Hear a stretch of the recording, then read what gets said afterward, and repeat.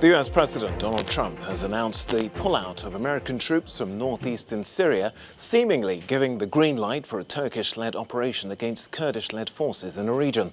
The White House issued a statement saying that Ankara would assume responsibility for the tens of thousands of suspected ISIS members who are currently held by Syrian Kurdish authorities.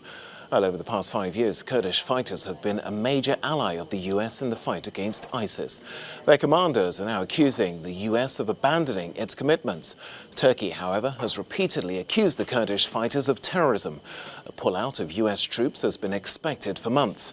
Earlier this year, Washington threatened to, quote, devastate Turkey economically if it attacked Kurdish forces once US troops had withdrawn.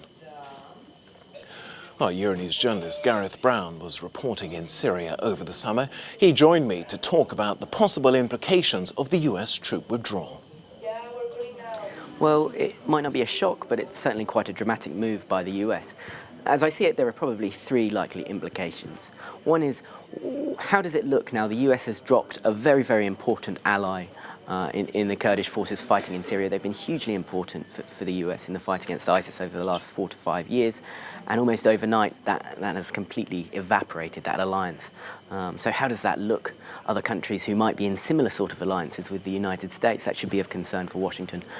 On the ground in Syria, we have two really important issues.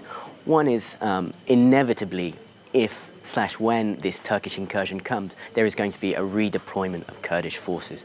Now, Kurdish forces hold territory all over north and eastern Syria, and we hear a lot about the north where it's a lot more stable, but down south, I'm talking about parts of Deir ez-Zor province and the outskirts of Raqqa. There's still an ISIS presence there, and an ISIS resurgence is absolutely possible.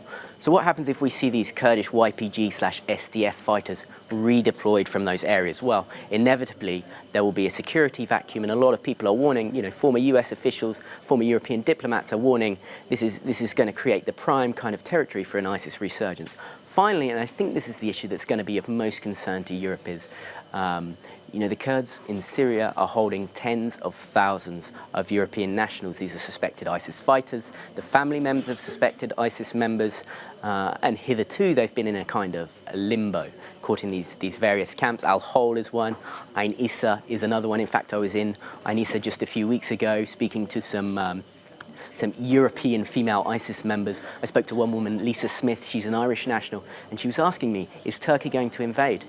We've got our grab bags ready, and I think a lot of these people see a Turkish invasion into this part of Syria as their best kind of chance of getting out.